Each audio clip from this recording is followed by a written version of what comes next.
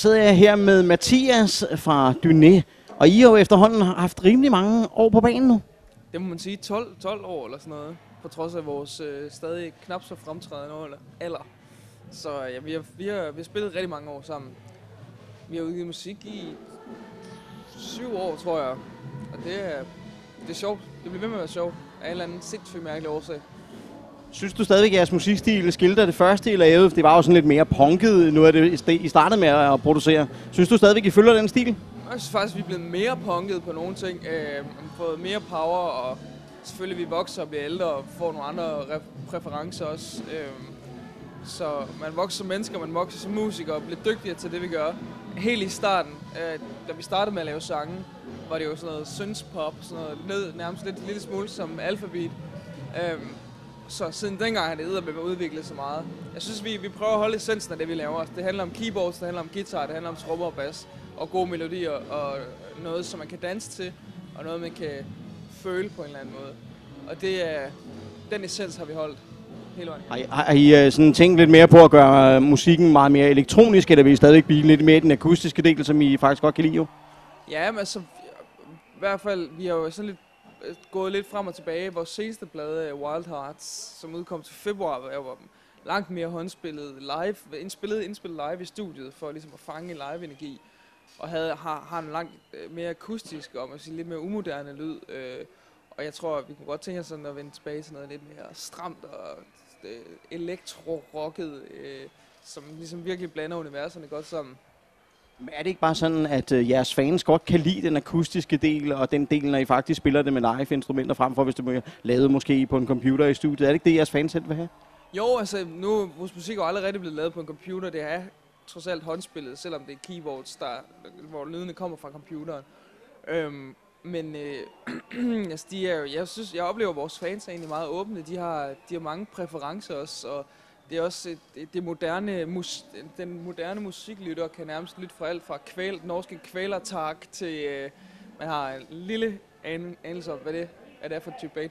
Og de kan lytte til Rihanna, og de kan lytte, altså du ved, folk har meget bred musiksmag, fordi det er mere åbent, end det nogensinde har været med streamingtjenester og YouTube og alle de der ting, som gør, at folk de kan lytte til seje, nu har jeg fuldstændig glemt på noget, der hedder Gangnam Style, det ene øjeblik, og Foo Fighters nummer det næste, og egentlig synes, at det er bare fedt, i stedet for at holde til en meget specifik gruppe af, de lytter kun til det og det. Nu sagde du selv, at I udgav jeres album tilbage i februar i år. Hvordan synes du ellers, man har taget imod det i Danmark, albummet? Er det sådan, at jeres fans virkelig har taget imod det, som I havde håbet på? Oh yes, det må man sige. Vores overvældende faktisk. Der gik jo 3,5 år mellem vores anden og tredje plade, så vi er jo meget nervøse for, jamen, hvordan kommer det her overhovedet til at blive taget imod? Er der overhovedet nogen derude, der gider lytte på os længere? Og den fik faktisk den højeste hitlisteplacering af nogle af vores albums overhovedet. Gik ind som nummer 3. Og sangen er blevet spillet i radioen. Jeg kan godt mærke, at der er noget af den gamle hype der, er sådan, skal lidt bygges op igen. Vi skal ligesom op og have det momentum, som vi også havde i gamle dage, som kom via hype og de unge band. Altså, vi er ikke længere det unge band. Men det synes jeg også er fedt, fordi nu handler det på langt højere grad om musikken, og vores ambition har bare været at lave nogle gode sange, og tage ud og underholde folk, og lave et spektakel, og have det sjovt, altså. Nu har I spillet rimelig godt sammen i bandet, og I har sådan rigtig godt sammenhold i bandet. Er det sådan, at der er en af jer i bandet måske, der sådan har nogle bedre idéer end andre? Ja, jeg har selvfølgelig vi er et meget demokratisk band.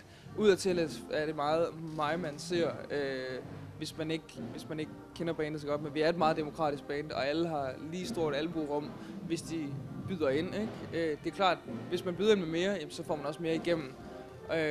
Og vi har hver vores sådan specielle område, hvor vi virkelig er stærke. Om det så er sangskrivning, eller økonomi, eller noget andet. Og jeg synes, at vi går rigtig godt i spænd på den måde. Og det skaber en fed dynamik i bandet, som jeg er meget glad for at være en del af. Nu har I spillet meget også i udlandet, og faktisk også spillet jo på Roskilde Festivalen, som jo er rigtig stor, og nu også på VI den her gang. Første gang? Ja, for første gang nemlig. Endelig kom vi til VI. Der er simpelthen så mange gange, hvor vi kørt sådan, vi skulle med færgen eller sådan noget, så vi kørt forbi, VI festivalplakaten, eller festival har måske været i gang, fordi det var på det her tidspunkt af året. Og vi har bare så for, når skal vi spille på Vi Festival? Fordi det har altid set så mega hyggeligt ud. Og nu lykkes det.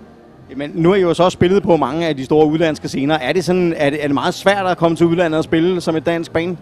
Ja, altså det er det jo, ja. Det kræver hårdt arbejde. Det kræver, at man har et produkt, som er unikt, også uden for Danmarks grænser.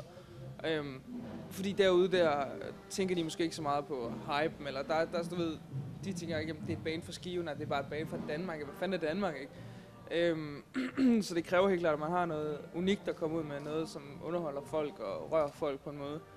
Og samtidig kræver det også helt vildt meget held, og det går op og ned, og man skal blive ved med at kæmpe. Det kommer ikke bare til en. Det, du ved, udlandet, hvis man så at sige, er jo kæmpe stort.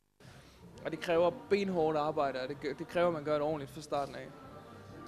Hvad er jeres næste projekt, I skal ind i? Nu har man jo efterhånden fået rigtig godt fodfæste i det seneste album her. Og jeg må indrømme, jeg har lyttet det igennem, og det tror jeg rigtig mange af jeres fans har. Og har virkelig med stor inspiration fanget noget af musikkens tekster også, som er virkelig unikke.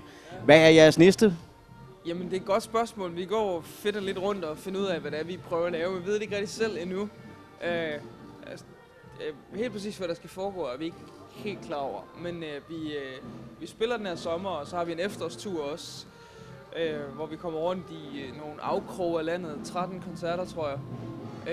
Og så har vi jo tidligere på året på sådan en akustisk minitur i de store 4 største byer i landet.